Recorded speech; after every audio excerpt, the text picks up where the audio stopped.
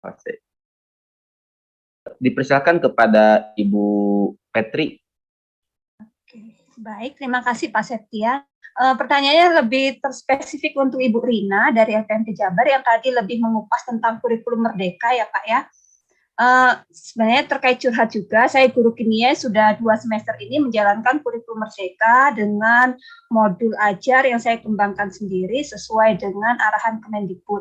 Nah, saat kita guru menerapkan modul ajar, kemudian di situ apalagi saya kan mapelnya kimia ya Bu ya, saya buat project. Awalnya saat semester lalu saya buat project bersama, project 3 guru mapel, karena IPA kan, fisika, kimia, biologi itu membuat satu project namanya project IPA, gitu kan. Baru nanti siswa membuat praktikum. Kalau yang tahun lalu, yang kemarin tuh arahnya masih ke kimia hijau, saya terapkan project temanya kimia hijau.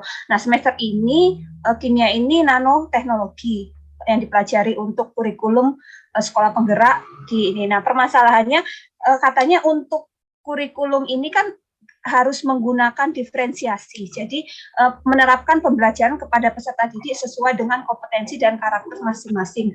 Mohon saran dari Bu Rina buat kami guru sains khususnya dalam menerapkan, tadi kan ada profil pelajar Pancasila gitu kan, mungkin ada referensi yang bisa kami gunakan sebagai guru untuk penerapan kurikulum merdeka ini sehingga kami mudah dalam asesmen, rubrik dan juga penerapan ke sistem pembelajaran. Arahannya kemarin kan berkolaborasi, kemudian kerjasama dengan guru BK.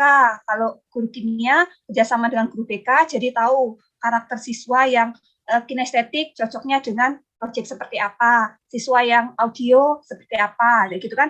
Nah, itu satu semester kemarin berkolaborasi seperti itu. Nah, saat semester ini saya coba tidak kolaborasi, coba kimia berdiri sendiri, namanya proyek mapel kimia, tapi karena baru 1 bulan berjalan, nah, ini saya juga masih meramu untuk nanoteknologi. Mungkin ada saran-saran dari Bu Rina buat kami guru kimia ini atau guru IPA di seluruh Indonesia dalam menerapkan proyek sesuai dengan arahan Ibu tadi terkait rubrik dan asesmen. Terima kasih, Bu. Baik, terima kasih Ibu Petri atas pertanyaannya. Dipersilakan. Prosesnya, metodologi yang diberikan, walaupun kompetensi yang ingin dibangunnya itu sudah Ibu tetapkan, tetapi pendekatannya beda untuk anak A, anak kelompok A, anak kelompok B, anak kelompok C. Contoh, anak kelompok A tipikal kinestetik, misalnya gaya belajarnya, kelompok B visual, kelompok D auditori, misalnya seperti itu.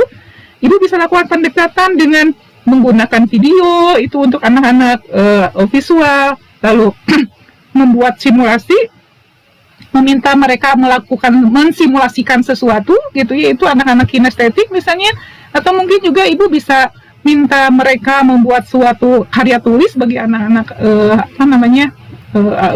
tipikal anak yang lainnya gitu. Nah, itu yang diproses bisa dibedakan. Atau mungkin di produknya, oke lah, nanoteknologi tetap harus begitu, tapi produknya mungkin nanoteknologi untuk produk bagi anak yang karakteristik gaya belajarnya visual mau seperti apa, Ibu tetapkan di situ. Untuk yang auditori nanti produknya harus seperti apa. Tapi kompetensi tetap dikunci, nggak boleh rubah gitu. Lalu kompetensi yang di sistem thinking itu bagaimana ya ini Ibu nanti lihat di tema atau mungkin di elemen, di dimensinya seperti apa, lalu kembangkan elemennya, kembangkan juga tujuan pembelajarannya. Nah, tujuan pembelajaran inilah yang Ibu dapat mengeksplorasi dari berbagai kompetensi yang diminta. Ibu ingin anak bagaimana ketika dia menguasai nanoteknologi itu harus bagaimana, harus ada kompetensi general apa yang itu harus dikuasai oleh semua anak misalnya keterampilan menganalisis, keterampilan berpikir menganalisis gitu ya, atau mungkin keterampilan berpikir sistem. Nah, itu silakan nanti dieksplorasi.